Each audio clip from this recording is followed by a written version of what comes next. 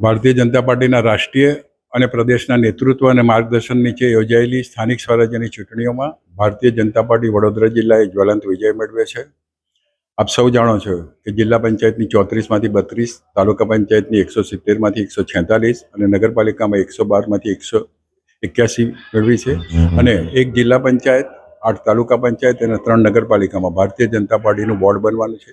ત્યારે આ બોર્ડના આગામી સુકાનીઓ કોણ હશે એ નક્કી કરવા માટે આજે પ્રદેશમાંથી નિરીક્ષકો પધાર્યા છે.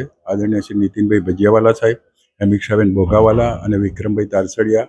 આ લોકો જે કોઈ લોકોને ઉમેદવારી કરવાની છે એમને સાંભળશે, સાથે સાથે સંગઠનના હોદ્દેદારો, ધારાસભ્ય સૌને સાંભળી અને આગામી નેતૃત્વ માટે નિર્ણય કરશે. આજે જે કંઈ નિર્ણય થશે એ નામોને પ્રદેશ પાર્લામેન્ટરી બોર્ડમાં રજૂ કરવામાં આવશે અને પાર્લામેન્ટ બોર્ડની આખી મંજૂરી બાદ આ સર્વે કાર્યકર્તાઓ પોતાની ઉમેદવારી નોંધાવી છે અને ભાવિ નેતૃત્વ તૈયાર થશે.